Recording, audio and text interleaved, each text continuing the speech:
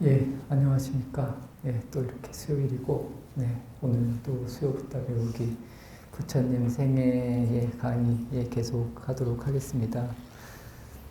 저번 시간까지는 이제 부처님이 출가를 하셔서, 다시 뭐 카필라국에서 뭐 부항이 또 부처님을 이렇게 찾으러도 오고, 뭐 그런 이야기였습니다. 이 출가라는 것, 그리고 부처님께서 이 본인의 나라, 또 부귀, 뭐 이런 부나 이런 뭐 영화를 다 이렇게 버려놓고 이 생사 문제에 대한 해결을 위해서 뭐 출가를 하시는 뭐 그런 대목까지 이렇게 진행을 했습니다. 오늘은 이제 부처님께서 처음으로 이제 출가를 하시고 스승들, 스승님들을 찾는 이야기, 그리고 또 그 스승을 찾는 그 이야기 중간에 빈비사라 왕이라고 하는 마가다국의 왕과의 만남, 그리고 뒤에 이제 스승들로부터의 이 가르침을 이렇게 배우긴 하는데 완전하지 못하다라는 생각을 하셔서 이제 6년간의 고행을 하는 부분까지 시간이 되면 고행하는 부분까지도 가고, 그렇지 않으면 이 스승님을 만나고 또 뭐 사문들의 도시인 그 망사성 마가다국에 이제 부처님이 계시는 뭐 그 정도 이야기까지 한번 진행을 하도록 하겠습니다. 부처님 생애에서 이제 언급되는 부처님의 세 분의 스승은 첫 번째로 이 박가와 선인이라는 분, 그리고 알랄라 깔라마라는 분, 그리고 우따까 라마푸따라는 이 세 분의 이 세 분이 나옵니다. 그래서 이 박가와라는 분은 이제 고행을 하는 뭐 그런 분으로 나오고 있고, 알랄라 깔라마라는 분은 이 무소유처 정이라고 하는 정을 닦는 뭐 책에 다 있는 내용들입니다. 그런 분이고, 우따까 라마푸타라는 분은 뭐 비상, 비비상처처 정이라는 이 정을 닦으면서 이렇게 수행을 하시는 분인데, 부처님께서 그분들을 만나보시고, 아, 이분들의 깨달음이 또 이분들의 가르침이 완전하지 못하다. 그래서 나는 한번 나만의 길을 새로 가겠다라고 이제 하는 부분이 여기 바로 이제 이 부분입니다. 오늘이 한 6번째 시간인 것 같은데, 첫 번째 제목이 스승을 찾아서 외살리로라고 이렇게 되어 있습니다. 그리고 밑에 보면 선인 박가와라고 이렇게 나오고, 이 박가와 선인은 물과 불을 섬기고 해와 달과 여러 정령을 숭배하고 있었다. 이렇게 나옵니다. 그리고 64페이지의 두 번째 줄을 보시면, 그들은 고행자였다. 나뭇가지나 풀을 먹는 사람, 쇠똥을 먹는 사람, 풀이나 나무 껍질로 몸을 가린 사람, 사슴 가죽을 걸친 사람, 땅바닥에 눕는 사람, 벌거벗은 채 가시 위에 자는 사람, 개미집에 웅크리고 앉은 사람, 빗질하지 않은 머리를 기른 사람, 상투를 튼 사람, 머리카락이나 수염을 뽑은 사람 등 그들이 차림새와 수행법은 가지각색이었다. 이제 이렇게 나옵니다. 부처님 당시에도 그렇고 뭐 지금도 뭐 여러 가지 고행은 저는 많다고 생각을 합니다. 이 고행에 대한 부분은 또 나중에 같이 이야기가 나오기 때문에 나중에 다시 이야기를 드리고, 제가 읽은 부분에서 세 번째 줄 밑에 보면 선인 박가와가 말하였다. 처음에 이제 부처님이 이렇게 물으시는 겁니다. 당신들이 수행하는 흉내내기조차도 어렵고 이런 고행을 무엇을 얻으려고 하는지 이렇게 질문을 하셨다는 겁니다. 책에 보면. 그래서 선인 박가와가 말하기를 천상에 태어나기 위해서입니다. 육체는 속박입니다. 온갖 고통 덩어리인 육체를 학대하고 괴롭혀 스스로 정하면 그 보상으로 다음 생에는 안락한 생활을 누리게 되지요. 만약 단식을 하다 죽거나 절벽에서 몸을 던지거나 태운다면 그 보상으로 천상에 태어나 최상의 즐거움을 누리며 살게 될 것입니다. 이러한 어찌 보면 지금 우리가 생각할 때 참 말도 되지 않는 이런 이념이라고도 할 수 있겠지만, 이런 이념에 우리가 또 쉽게 빠질 수 있습니다. 지금 우리의 모습도 과연 나는 어떠한 생각을 가지고 이 부처님을 믿느냐, 이렇게 한번 본인들에게 생각을 해보시면 과연 우리가 믿고 있는 이 이념, 또 우리가 이 부처님 가르침이라고 이렇게 알고 있는 부분을 내가 정말 잘 받아서 이렇게 믿고 있는 것인지, 끊임없이 스스로에게 저는 질문을 해야 된다고 생각을 합니다. 그래서 내가 다른 곳으로 빠지지 않게, 이 사찰도 저는 마찬가지라고 생각을 합니다. 또 스님에 따라서도 이 천차만별입니다. 왜냐하면 우리가 이 욕심이라는 부분을 끊고 살지 못하기 때문에 이 욕심을 추구하는 방향으로 이렇게 자꾸 이야기를 해주면 당연히 우리는 그렇게 끄달릴 수밖에 없다라는 겁니다. 이 절에 오는 보살님들을 이제 첫 번째로 봤을 때, 이제 첫 번째가 뭐냐면 자녀들의 입시 때 가장 많이 온다는 겁니다. 그래서 사찰하고 인연이 되는 부분, 그리고 이제 두 번째 같은 부분은 죽음입니다. 부모님이 죽거나 뭐 아주 가까운 친지들이 죽었을 때 이제 절에 오게 된다는 겁니다.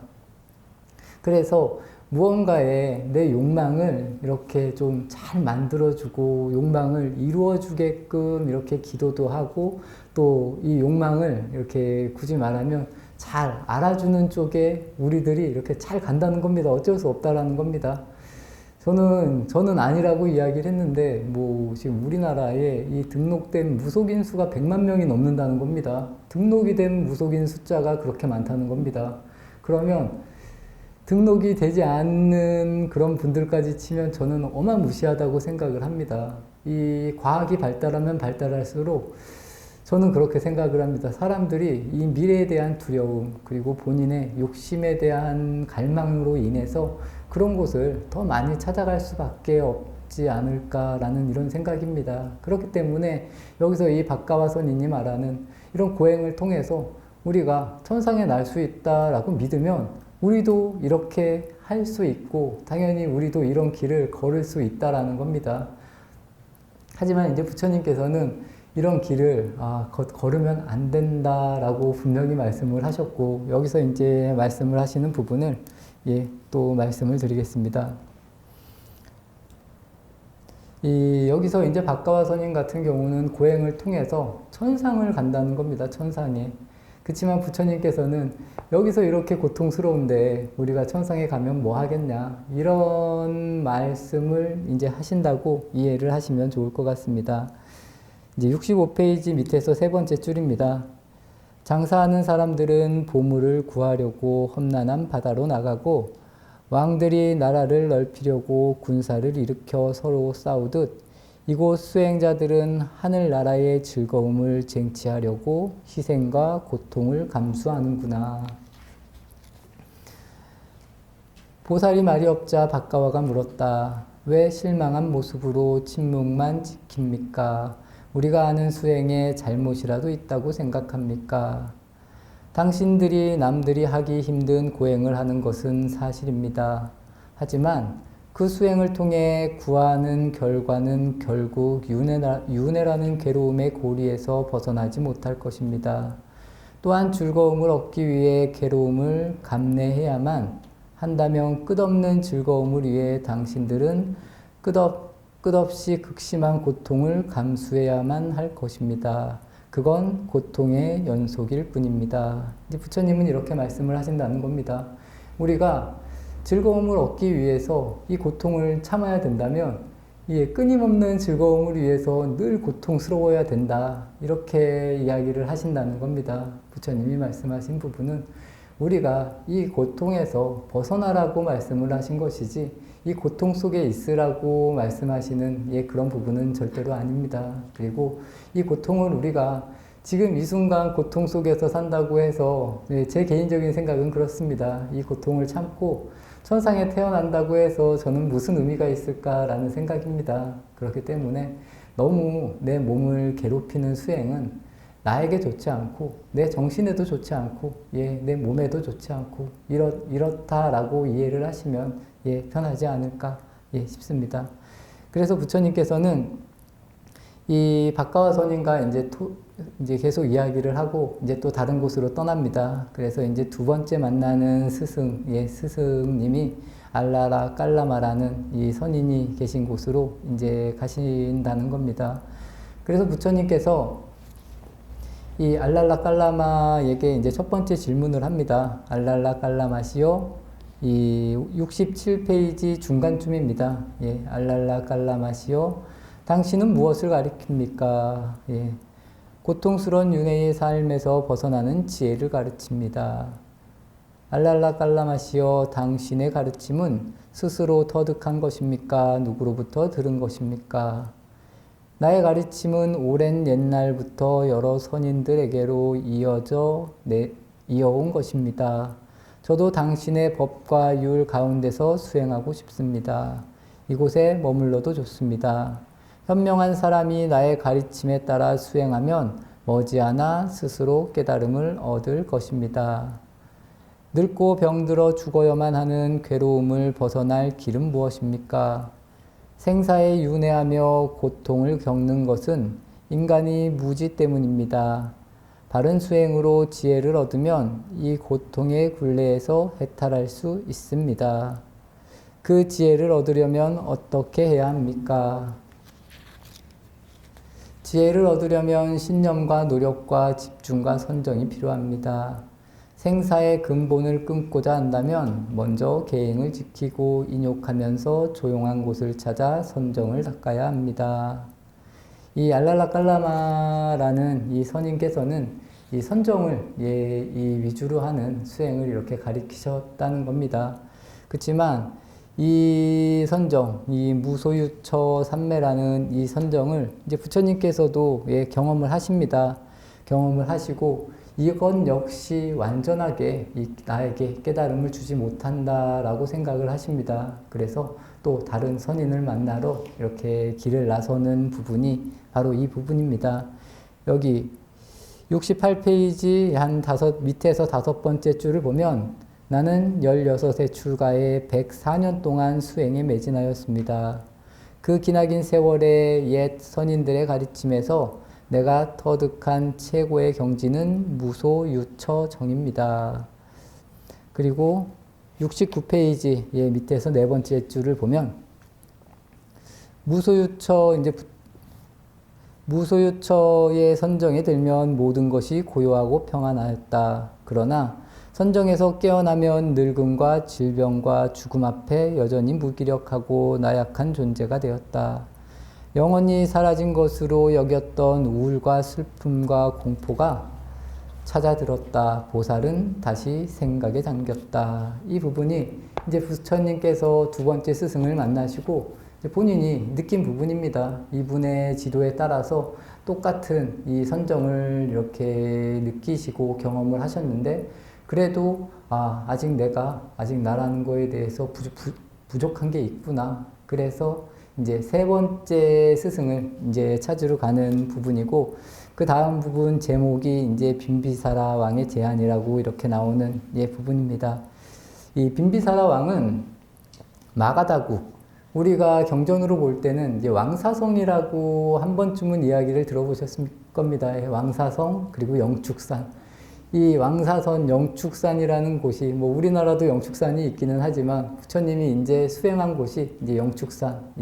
영축산에서 수행을 하시다가 또 영축산 근교에서 고행을 하시다가 나중에 이제 깨달음을 얻게 되는 곳은 이제 가야, 보드가야라는 곳에 가서 깨달음을 얻고 또 다시 또 이렇게 자리를 옮기고 이제 제가 저번에 한번 말씀드린 것과 같이 이 마가다국과 코살라국이라는 나라가 부처님 경전에서는 제일 많이 나오고 이 마가다국의 수조가 라자가라라고 하는 왕사성이라고 나오고 그리고 이제 우리가 또 잘 아는 사위성 금강경이 나오는 사위성이 이제 기원정사가 있는 그 부분 이름이 기원정사가 있는 그 곳이 바로 이제 사위국이라고 사위성이라고 생각을 하시면 됩니다. 그 사위성이 그 코살라국의 수도라고 생각을 하시면 좋을 것 같습니다. 그래서 이 두 나라는 되게 많이 나옵니다. 마가다국과 코살라국이 제일 많이 나온다. 이 정도로 알아주시고 왕사성과 그리고 사위성 이 정도 이름 정도는 알아두시면 좋지 않을까 싶습니다. 이 빈비사라 왕이 제안이라고 나왔는데 이 빈비사라 왕은 되게 개방적인 왕이었다는 겁니다. 부처님 당시에 이 사문이라고 하는 사람들이 나타나기 시작합니다. 이 사문이라는 게 무엇이냐면 지금 부처님 당시의 주류 그리고 정신적인 주류를 이렇게 담당하고 있던 그 계급들은 바라문이라는 계급이 있습니다. 이 바라문이라는 분들의 이 반대되고 이제 굳이 말하면 이 사문이라는 것을 자유사상가라고 이야기를 하는데 이 분들이 많이 나타나고 이분들을 많이 살게 해주고 긍정적으로 받아들이는 왕이 이 빈비사라 왕입니다. 그래서 빈비사라 왕이 있는 이 왕사성, 라자가라라는 곳에 많은 사문들이 모인다는 겁니다. 많은 사문들이 모여서 수행을 하고 이제 부처님도 그래서 그곳으로 지금 가는 여정이다라고 이렇게 이해를 해주시면 좋을 것 같습니다. 그래서 많은 사문들이 모이는 그 곳으로 이제 또 부처님이 이제 다른 스승을 이렇게 만나러 가는 과정에 있어서 이 빈비사라 왕과의 만남이 있다. 뭐 그런 겁니다. 이제 제가 아까 말씀드린 부처님이 이 왕사성 빤다와라는 동쪽 동굴 거처를 마련하시고 이렇게 수행을 하시고 뭐 탁발을 하러 나가시는데 이 마가다국에 소문이 난다는 겁니다. 이 부처님 같은 분, 너무 뭐 대단한 분이 이렇게 공부를 하러 왔다. 뭐 이런 소문이 나서 빈비사라 왕이 부처님을 만나고 싶어 하신다는 겁니다. 그래서 이 내용이 이 빈비사라 왕이 이 부처님을 만나러 와서 부처님을 만나는 그런 내용입니다. 71페이지 밑에서 두 번째 줄을 보시면 이제 빈비사라 왕이 부처님을 이렇게 만나서 하는 이야기를 잠시 읽어드리겠습니다. 사카족의 왕자여, 만약 생존에 계신 부왕 때문에 왕위를 이어받지 못해 출가한 것이라면 제 땅을 나눠 드리겠습니다. 부처님께서 말씀을 하십니다. 말씀은 감사하지만 그건 제가 바라는 것이 아닙니다. 몇 마디로도 소문이 헛되지 않은 사람임을 빈비사라 왕은 알아차렸다. 작아서 싫다면 제 나라 전부를 당신께 드리겠습니다. 제가 당신이 제 상이 되어 받들겠습니다. 제 나라가 싫다면 군사를 동원해 다른 나라를 정복해 그 땅을 드리겠습니다. 또 부처님께서 이렇게 말씀을 하십니다. 저는 이미 왕이 자리를 버리고 출가한 사람입니다. 무엇하러 다시 나라를 다스리려 하겠습니까? 대왕께서 순수한 마음으로 저에게 나라를 주신다 해도 싫은데 어찌 군사를 동원해 다른 나라를 빼앗겠습니까? 이 부분이 이제 부처님과 이 빈비사라 왕이 만나고 이 부처님과 빈비사라 왕의 이 우정이 인연은 이 뒤에 보면 37년 동안 이렇게 이어졌다라고 이렇게 나옵니다. 그래서 이 빈비사라 왕이 부처님을 굉장히 존경하고 또 제가 아까 말씀드린 것과 같이 여러 사문들, 이 자유사상가들을 이렇게 적극적으로 받아들이면서 아마 통치를 하지 않았나라는 그런 생각입니다. 그런 식으로 통치를 하면서 이 자유롭게 통치를 했고 또 마가다국이 점점 커져가는 시점에서 또 부처님은 이 빈비사라 왕을 만나고 이 사문들의 도시라고 하는 라자가라를 이렇게 방문을 해서 이제 세 번째 스승을 이렇게 만나러 가는 그런 대목이 이 부분입니다. 여기서 말씀을 드릴 게 이 사문들의 도시라고 했을 때 이 사문을 굳이 말하면 이제 출가하여 삭발하고 깨닫기 위해 수행하는 사람이라고도 말하고 이 사문이라는 이 단어를 스님들이라는 단어로도 씁니다. 예전에 보면 뭐 해동, 사문, 원효 뭐 이런 표현도 썼지만 굳이 말하면 이 사문이라는 뜻이 노력하는 자라는 뜻이라는 거고 아까 제가 말씀드린 것과 같이 자유사상가라고 이렇게 이해를 해주시면 좋을 것 같습니다. 부처님 당시에 이제 부처님이 이렇게 말씀하신 육사외도라는 사문이 있습니다. 이 여러 사문들 중에서도 엄청나게 유명하고 대단한 분들인데 이제 불교적으로 봤을 때는 이제 좀 외도에 속한다라고 해서 외도라는 표현을 썼고 6명의 사문이라고 해서 육사, 외도 이렇게 표현을 합니다. 이 사문들의 도시 라자가하라는 이 제목을 보면 여기에 이제 그분들이 다 나옵니다. 그리고 그 육사 외도 중에 한 분이 지금도 이제 존재를 합니다. 자이나교라고 자이나교의 시조인 이 마하비라라는 사람이 그 당시에 이제 종교를 만들어서 지금 현재 인도에까지 이렇게 전해지는 종교가 자이나교이고 또 여기서 보면 제가 이름 정도는 말씀을 드리겠습니다. 육사외도 중에 뿌라나 까사빠 그리고 빠꾸다 까짜나 그리고 아지타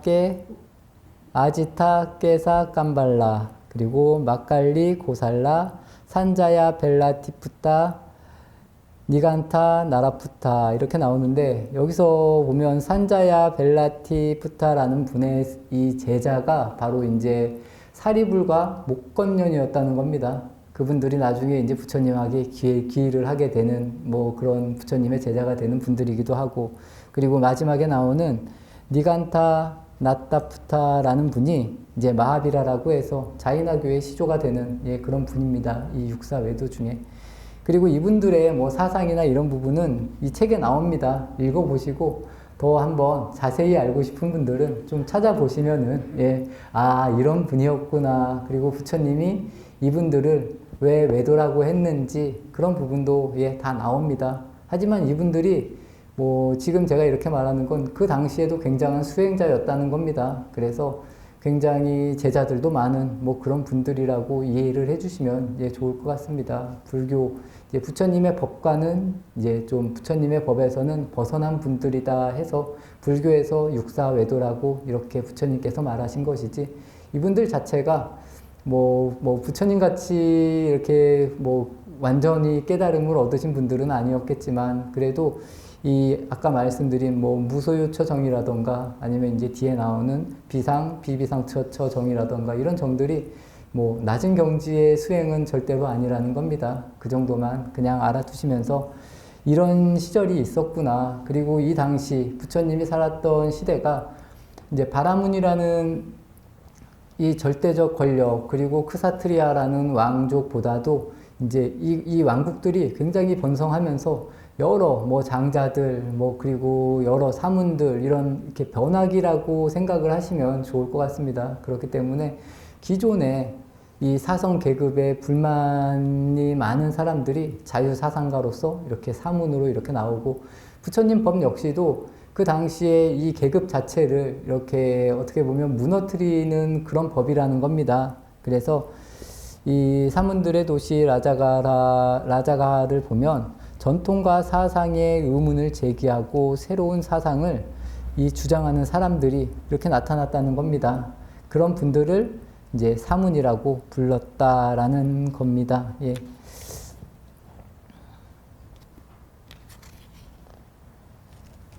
그래서 페이지를 넘어가서 77페이지 이제 부처님이 세 번째 스승이신 이 우따까 라마푸타라는 그 분을 만나는 대목부터 한번 읽어드리겠습니다.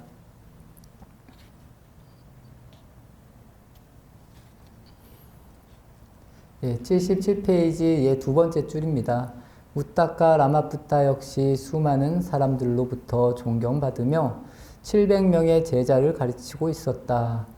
보살은 새로운 스승을 찾아 라자가하의 수많은 수행자들을 편력하다가 드디어 그를 찾아갔다. 당신의 스승은 누구십니까? 나는 스승 없이 스스로 깨달았습니다.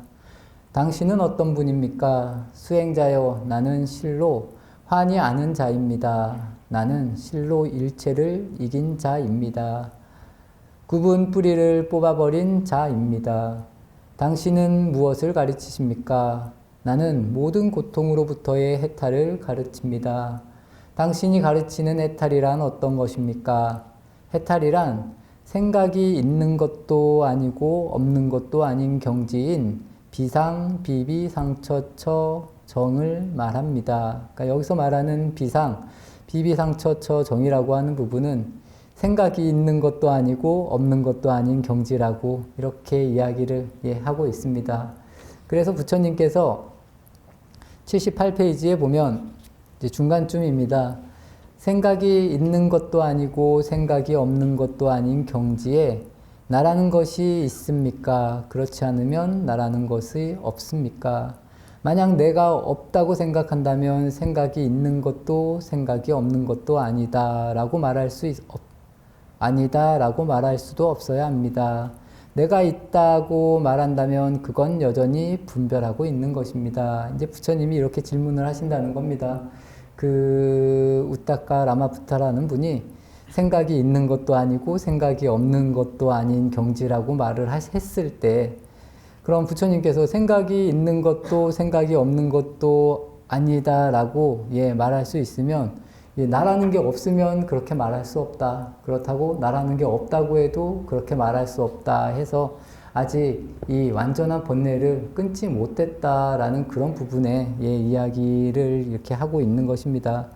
그래서 부처님께서 이제 여러 스승들을 다 만나고 이제 그 경지에 다 그러니까 그 경지에 이제 이르러서 생각해 보시니까 이게 나만의 수행을 하셔야 되겠구나라고 해서 그 다음 대목인 이제 고행의 길로 이제 들어서려고 하는 부분이 이제 이 부분입니다. 이 스승의 얘기가 나와서 한 말씀 또 드리겠습니다. 우리가 이 스승이 공부에 있어서 굉장히 중요하고 이 배움이 굉장히 중요하다는 겁니다. 왜냐하면 우리가 책만 보고 이렇게 아니면 뭐 여러 가지 이야기만 듣고 참 이 삶을 살기가 그렇게 쉽지만은 않다는 겁니다. 하지만 이 스승을 선택하고 스승의 말을 들을 때도 내 생각이 잘 저는 있어야 된다라고 생각을 합니다. 너무 내 생각이 없으면 나중에 내가 참 마음이 아플 수도 있고 또 스승으로 인해서 또 그런 스승을 제가 저번에도 한번 말씀을 드렸는데 우리가 절에 다니는 것도 마찬가지지만 부처님을 믿는 것도 마찬가지고 선지식을 믿고 의지할 때도 좀 가까이서 보고 잘 생각해 보시라는 겁니다. 과연 이분이면 나하고 좀 잘 맞지 않을까? 그리고 나는 어떠한 방법으로 나를 위해서 수행을 할지 좀 깊게 생각해 보는 저는 그런 방식이 요즘 시대에는 더 맞지 않을까 싶습니다. 이 수행에 있어서는 저는 두 가지 길이 있다고 생각을 합니다. 이 이야기는 전에도 한번 드린 것 같은데 이 첫 번째 길이 뭐냐면 헌신적인 길입니다. 모든 것을 내 모든 것을 바쳐서 헌신을 해서 살아갈 수 있으면 아니면 헌신을 해서 내가 모든 그 스승님들을 믿을 수 있으면 그 방법도 굉장히 좋습니다.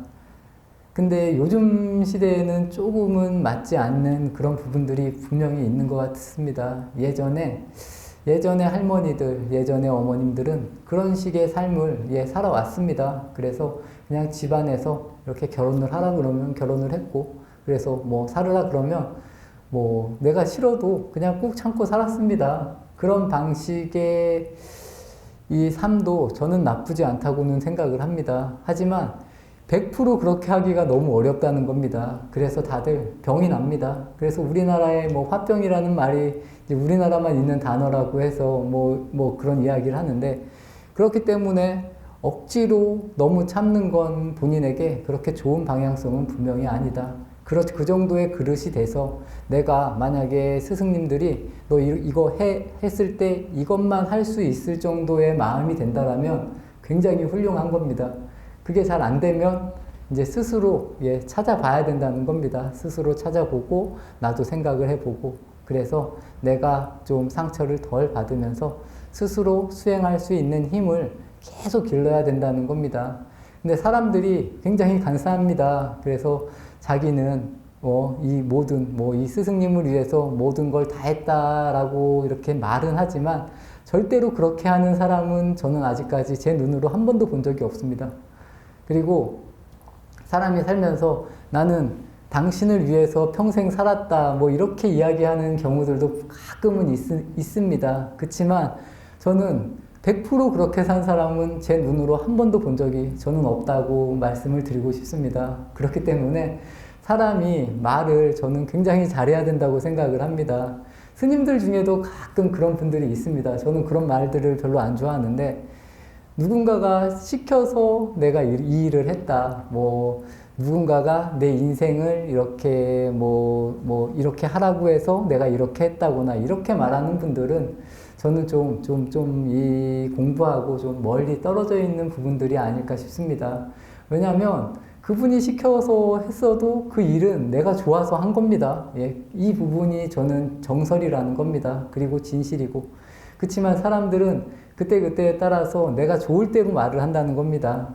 이렇게 말하면 저는 이 수행이나 이 진리에는 좀 멀어지는 대답들이다. 그래서 이 수행의 근본은 모든 게 나에게 있다라는 겁니다. 내가 어떻게 받아들이고 내가 이것을 어떻게 소화해서 살아가느냐가 굉장히 중요하다. 그 과정에서 당연히 좋은 사람도 있고 나쁜 사람도 있고 나에게 잘해주는 사람도 있고 못해주는 사람도 있다라는 겁니다. 그래서 특히나 이 사람들이 이야기할 때 훌륭한 스님이다, 좋은 스님이다 이렇게 말하는 부분이 뭐냐면 저는 그렇게 생각을 합니다. 본인과 친한 사람이 좋은 스님이고 본인에게 잘해주는 사람이 좋은 스님이고 이렇게 된다라는 겁니다. 그건 저도 마찬가지입니다. 저에게 잘해주는 분들이 좋은 분이고 고마운 분이고 저하고 멀리 있고 저를 싫어하는 사람들은 당연히 제가 그 사람들을 뭐 그렇게 좋아할 수가 없는 그런 관점인데 이런 관점 속에서도 너무 치우치지는 않아야 된다는 겁니다. 그리고 이 사실을 좀 알아야 된다는 겁니다. 이 사실을 조금이라도 알면 그래도 내가 이렇게 받아들이고 행동하는 게 많이 달라질 수 있다는 겁니다. 그렇게 되면 이 선지식의 모습을 볼 때 이 대체적으로 선지식은 좋은 모습으로 있지 않습니다. 나를 괴롭히는 사람들이 선지식일 가능성이 더 크다는 겁니다. 예전에 이제 스님들이 공부를 할 때도 옆에서 이 스님들이, 이 스승님들이 굉장히 괴롭힙니다. 가만히 놔주지를 않습니다. 잘한다 하지 않는다는 겁니다. 괜히 잘못도 없는데 와서 괜히 때리기도 하고, 또 잘하고 있는데 갑자기 와서 때리기도 하고, 뭐 이래서, 나는 왜 맨날 맞고만 있지? 이렇게 제자들은 생각을 하다가 어느 순간 깨달을 수도 있다라는 겁니다. 그렇기 때문에 여기 계신 분들도 나에게 좋은 쪽으로만 생각하는 것이 아니라 나를 불편하게 하고 괴롭힘을 주는 상황에서 내 마음이 꽃이 필 수 있게 만드는 게 저는 더 중요하지 않을까라는 생각입니다. 그래서 내가 힘들다고 할 때가 저는 진정으로 내가 공부를 시작해야 될 때라고 이해를 하시면 좋을 것 같습니다. 그래서 그 안에서 내가 어떻게 하면 벗어날 수 있을까? 이 고통의 실체는 과연 뭘까? 이렇게 한번 스스로에게 계속 질문을 하십시오. 나는 왜 이렇게 고통스럽고 힘들어 하는가? 과연 이 고통이 어디에서 오는 것인가? 계속 이렇게 질문을 하다 보면 부처님이 말씀하신 이 부처님 생애가 어느 순간 내 가슴 속에 탁 들어올 때가 있다라는 겁니다. 그러면 제가 말씀드리는 건 그렇습니다. 아무리 날씨가 좋지 않더라도 나는 거기에 이 끄달리지 않는 존재가 될 수 있다라는 겁니다. 그런 존재를 만들어 나가는 것이 본인들이 해야 할 일이다 라고 이해를 해주시면 본인들 수행을 하는데 보다 더 깊은 그리고 바른 길을 이렇게 만들어 가지 않을까라는 생각입니다.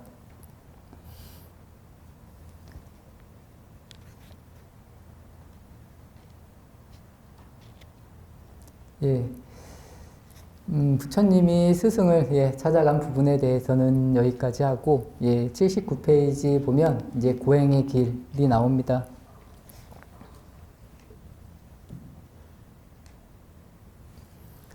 79페이지 밑에서 세 번째 줄입니다. 길고 긴 고통의 원인인 번뇌와 속박을 어떻게 하면 태워버릴 수 있을까? 번뇌와 속박을 태워버릴 불을 어떻게 지필 수 있을까? 그때 맑고 선명한 생각이 떠올랐다. 이 부분까지는 그냥 쭉 한번 읽어드리겠습니다. 물에 축축하게 젖은 나무 토막으로는 불을 피울 수 없다. 그런 나무 토막을 주워 불을 피우려고 부싯돌을 켜는 사람이 있다면 그는 결코 불을 얻을 수 없다. 그 사람은 소득도 없이 피곤할 뿐이다. 사문, 바라문들 가운데 현재 몸과 마음을 오욕의 강물에 내던지고 사는 사람들이 있다. 그들은 오욕에 목말라 하고 오욕의 욕심을 내고 오욕의 열을 내고 오욕을 추구한다. 그들은 오욕으로 향한 마음을 버리지 못하고 정화하지도 못하고 있다. 그런 수행자는 격렬하고 모진 고행을 하더라도 진리를 보고 알고 깨닫는 것이 불가능하다. 뿐만 아니라 고행을 하지 않더라도 진리를 보고 알고 깨닫는 것이 불가능하다. 물속에 던져진 나무 토막에 부싯돌을 켜는 것처럼 소득이 없다. 물에서 건졌지만 물기가 마르지 않은 나무 토막으로는 불을 피울 수 없다. 그런 나무 토막을 주워 불을 피워야지라고 생각하며 부싯돌을 켜는 사람이 있다면 그는 결코 불을 얻을 수 없다. 그 사람은 소득도 없이 피곤할 뿐이다. 사문, 바라문들 가운데 오욕의 강물에서 빠져나와 생활하지만 마음속으로는 여전히 오욕에 목말라 하고 오욕의 욕심을 내고 오욕의 열을 내고 오욕을 추구하는 이들이 있다. 그들은 오욕으로 향한 마음을 버리지 못하고 정화하지도 못하고 있다. 그런 수행자는 격렬하고 모진 고행을 하더라도 진리를 보고 알고 깨닫는 것이 불가능하다. 뿐만 아니라 고행을 하지 않더라도 진리를 보고 알고 깨닫는 것이 불가능하다. 물기가 마르지 않은 나무 토막에 부싯돌을 켜는 것처럼 소득이 없다. 땅 위에 바짝 마른 나무 토막으로는 불을 피울 수 있다. 그런 나무 토막을 주워 불을 피워야지 하고 마음 먹고 부싯돌을 켜는 사람이 있다면 그는 반드시 불을 얻을 수 있다. 산문 바라문들 가운데 오욕의 강물에 빠져나와 생활하면서 마음속으로도 오욕에 목말라 하지 않고 오욕의 욕심을 내지 않고 오욕의 열을 내지 않고 오욕을 추구하지 않는 자들이 있다. 그들은 오욕으로 향한 마음을 버리고 정화한 것이다. 그런 수행자가 격렬하고 신랄한 고행을 한다면 진리를 보고 알고 깨닫는 것이 가능하다. 뿐만 아니라 고행을 하지 않더라도 진리를 보고 알고 깨닫는 것이 가능하다. 바짝 마른 나무 토막이 부싯돌을 켜는 것처럼 분명 소득이 있다. 부처님이 벌써 고행하러 가시기 전에 제가 볼 때는 다 이런 이야기를 하시는 것 자체는 벌써 부처님은 뭐 완성이 되어서 태어나신 분이기 때문에 이런 말을 할 수 있지 않았을까 싶습니다. 우리가 오욕에 젖어 있는 상태로 깨달음을 추구하고 아무리 수행을 해도 이 안에서 벗어날 수 없다라는 겁니다. 그렇기 때문에 우리는 늘 우리의 욕심, 이 욕심이라는 부분이 어떤 것인지 좀 잘 알아서 분별을 하고 또 이 부분을 내려놓을 수 있으면 그만큼 빨리 내 자신에게 이 평온이 온다라는 겁니다. 우리가 살면서 당연히 욕심이 하나도 없으면 뭐 더 좋겠지만 분명히 그래도 좀 이렇게 내려진 상태로 산다라면 지금의 이 고통과 스트레스가 훨씬 더 덜하지 않을까라는 생각은 저 역시도 분명히 있습니다. 그래서 여기에 계신 분들도 늘 이런 부분을 일상적으로 생각하시라는 겁니다. 우리가 절에 와서 기도를 하는 게 이 내 욕심을 더 크게 만드는 그런 기도라기보다는 내 스스로를 더 비우고 덜어내는 기도를 끊임없이 하셔서 더 좋은 방향으로 다른 사람에게도 잘 해주고 내 집안도 내 가정도 더 잘 살 수 있는 그런 길들을 만들었으면 하는 바람이 제 바람입니다. 하지만 사람들이 그렇지 않습니다. 또 말씀을 드리면 이 스님들도 다 그렇습니다. 저희가 사는 것도 이 욕심이 없이 살기가 참 어렵습니다. 그래서 스님들도 뭐 큰 스님이 되기를 원하는 분들이 있고 또 여러 사람을 이렇게 잘해서 크게 포교를 하고 싶은 사람들도 분명히 있고 여러 가지 참 모습의 삶들이 굉장히 많습니다. 저 역시도 늘 조심하고 조심을 하려고 노력은 하지만 이 부분이 완전하지 않다라고 저 역시도 말할 수밖에 없습니다. 그렇기 때문에 여기에 계신 분들도 우리가 이 늘 욕망이나 내 눈, 욕망에 사로잡힌 눈으로 아니면 욕망에 사로잡힌 생각으로 사는 것이 아니라 조금이라도 더 덜어낼 수 있는, 또 덜어낼 수 있는 삶을 살려고 노력을 하셔야 된다라는 겁니다.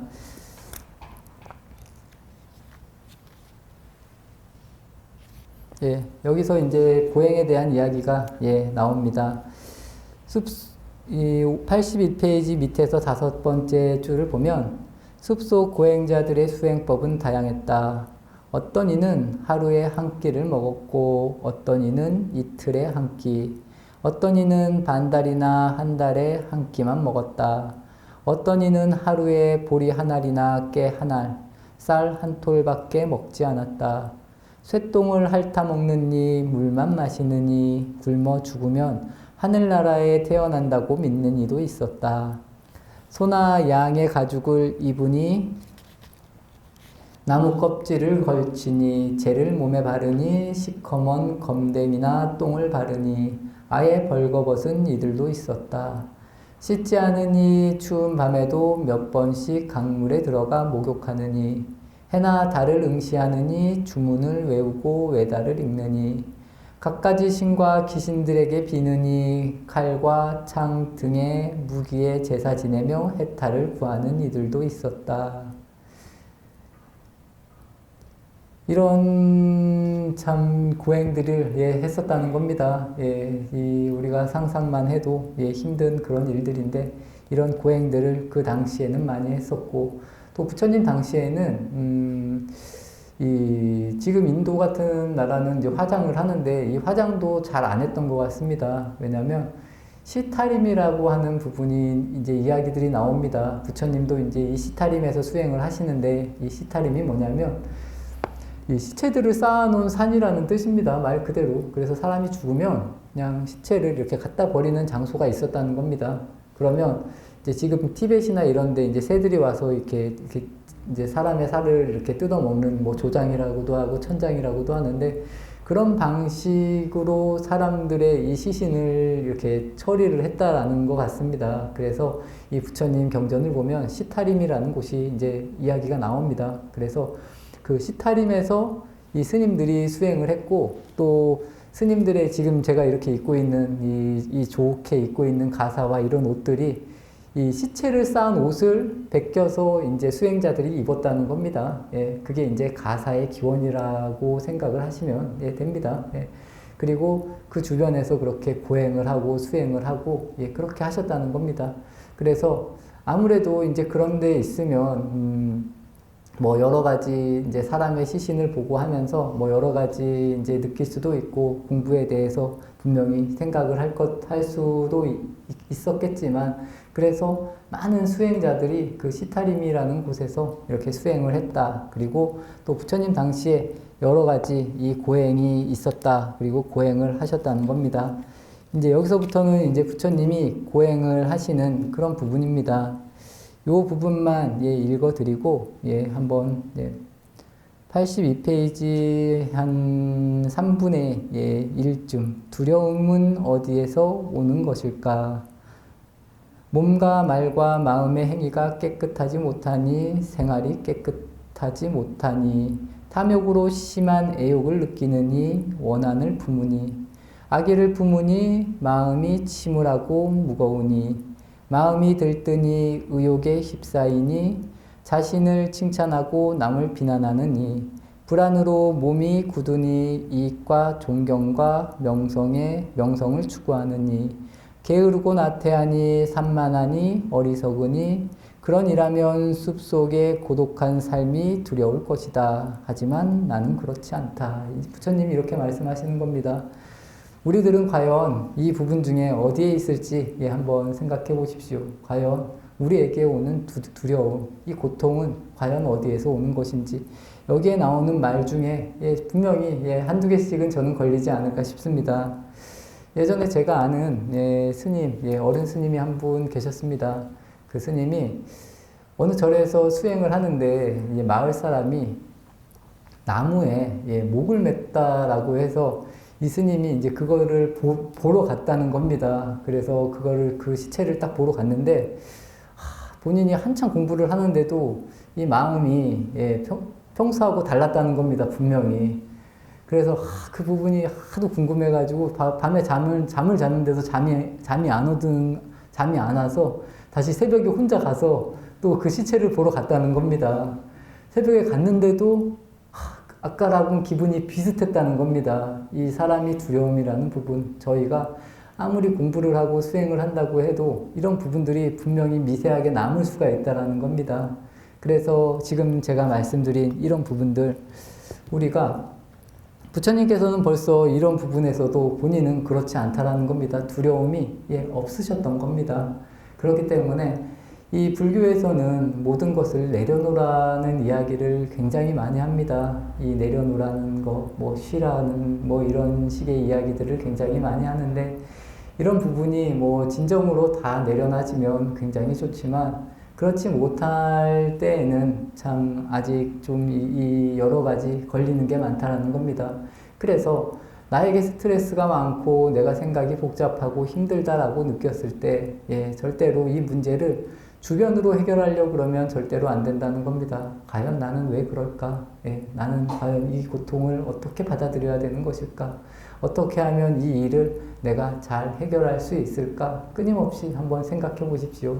그렇게 생각을 하시다 보면 저는 분명히 길이 열린다라고 생각을 합니다. 그래서 모든 잘못 그리고 모든 중심을 나에게 오게 만들면 이 수행은 시작이 되고 또 금방금방 이렇게 발전할 수 있다라는 이야기를 드리고, 오늘은 시간이 거의 다 돼서 이 뒤에 부분, 이 고행에 대한 부분은 한번 차분하게 읽어보십시오. 제가 지금 이렇게 읽어드렸는데, 이 다음 부분 같은 경우는 이제 부처님이 고행을 하시는 부분입니다. 그래서 부처님이 6년 동안 어마어마한 고행을 하시고, 본인이 이 고행을 포기하는 부분, 마지막에 이렇게 나오면은 이 고행을 버리다라는 부분이 나옵니다. 86페이지에 가면 이 고행을 버리다라는 부분이 나오는데, 이 부분까지만 읽고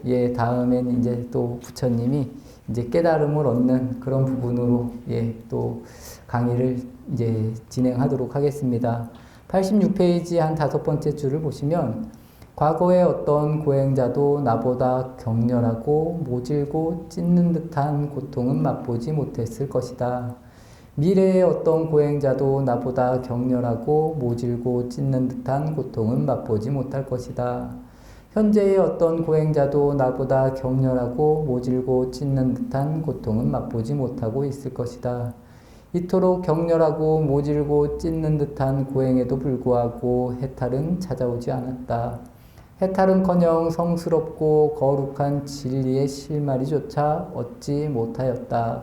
깨달음을 위한 다른 길이 있음에 틀림없다. 이 부분이 이제 부처님이 6년 동안 고행을 하시면서 느낀 부분을 이렇게 적어진 게 아닐까 싶습니다. 그래서 이제 부처님께서는 마지막에 죽을 먹어야겠구나라는 이야기를 하시면서 이 고행을 이렇게 버리시는 부분이 바로 이 부분입니다. 우리가 살면서 쉽게 이야기를 합니다. 예전에는 어찌 보면 부모님이 말씀을 하면 완전 법과 같이 돼서 무조건 참으라라던가 이런 방식은 그 당시의 시대가 그랬던 것이지 그렇게 좋은 방향성은 저 역시도 아닌 것 같습니다. 그래서 우리 인간은 늘 서로 그리고 그때 잘 풀 수 있어야 된다고 저는 생각을 합니다. 그래서 서로에게 스트레스를 덜 주면서 이렇게 분명히 살아가야 되는데, 그런 삶을 만들기가 쉽지가 않다라는 겁니다. 그렇기 때문에 우선은 상대를 위한 삶이 아니라 내가 편하기 위해서 나를 좀 더 강하게 만들 저는 필요가 있다라고 생각을 하는 편입니다. 그래서 내가 어떻게 삶을 받아들이고 살아가느냐, 그리고 내가 어떻게 사람들과 함께 살아가야 되는지를 스스로가 잘 판단을 하고, 또 스스로가 이야기도 할 줄 알아야 되고, 또 너무 마음 아플 정도로, 정말 아니면 너무 힘들어서 못 견딜 정도로 참아서 본인에게 상처를 주면 저는 안 된다고 생각을 합니다. 그만큼 본인이 소중한 존재입니다. 또 역으로 말해서 이 상황이라는 것은 굉장히 상대적입니다. 예전에는 다 힘들게 살았기 때문에 사람들이 그 힘듦을 당연하게 또 받아들였습니다. 그래서 그 당시에는 누구나 참고 살았다는 겁니다. 아무 이야기도 안 하고. 하지만 또 요즘 사회는 또 그런 사회가 아니라는 겁니다. 그렇기 때문에 이 지혜라는 부분, 부처님이 말씀하신 이 지혜라는 부분은 늘 변화할 수 있고 내가 이걸 잘 알아서 판단을 잘하고 움직여야 된다는 겁니다. 그래서 나 자신이 멈춰져 버리고 고정되어져 버리면 내가 이 잘못된 길로 가고 있고 또 내가 스트레스를 받을 수도 있다고 이해를 해주시면 좋을 것 같습니다. 그래서 내가 늘 흐르는 물과 같이 늘 원만하게 돌아갈 수 있게 스스로를 계속 경책하고 노력을 하셔야 된다는 겁니다. 한 가지 생각이 고정되면 그 고정된 것으로 인해서 뭐 좋은 일도 있을 수 있지만 많은 스트레스가 올 수도 있다라는 겁니다. 불교에서 말할 때 이제 그런 부분을 이제 뭐 번뇌라고도 말할 수도 있고 뭐 오염이라고도 말할 수도 있고 더 쉽게 말하면 우리가 이제 뭐 색안경을 낀다라고 말할 수도 있다라는 겁니다. 쉽게 말해서 나는 이게 너무 좋아. 이게 너무 좋기 때문에 주변은 너무 싫어. 이런 식으로 돼버리면 나에게 상처가 될 수도 있다라는 겁니다. 그렇기 때문에 우리는 늘 문을 열어둬야 된다는 겁니다. 내가 이거를 좋아하면 다른 사람은 이것들 좋아할 수도 있고 또 다른 사람은 다른 걸 좋아할 수도 있고 이런 부분을 늘 인정하면서 우리 마음을 자꾸 넓게 만들어 가시기만 하면 저는 삶을 사는데 크게 어려움이 없지 않을까라는 생각이고 또 내 모가치를 충분히 다 할 수 있다라고 생각을 합니다. 오늘 이렇게 부처님 생애, 부처님이 이제 스승님들을 만나고 고행을 하는 것까지 이렇게 이야기를 드렸습니다. 이제 다음에는 이제 제 3장입니다. 가장 높고 바른 깨달음. 이제 부처님이 고행을 버리고 스스로 다시 이제 수행을 하셔서 이제 깨달음을 얻는 이제 그런 부분에 들어가겠습니다. 집에서도 그렇고 평소에 시간이 있으시면 제가 부처님 생애 많이 읽어보라고 계속 말씀을 드립니다. 많이 읽어보시면서 제가 뭐 강의할 때 이렇게 빼먹는 부분도 분명히 있기 때문에 한번 차분히 계속 읽어보시면 그동안 또 내가 몰랐던 것들을 알게 될 수도 있고 또 부처님이 말한 부분을 보다 더 가슴 깊이 새길 수 있는 계기가 될 수 있을 거라고 말씀을 드리면서 오늘 수요 붓다 배우기는 마치도록 하겠습니다.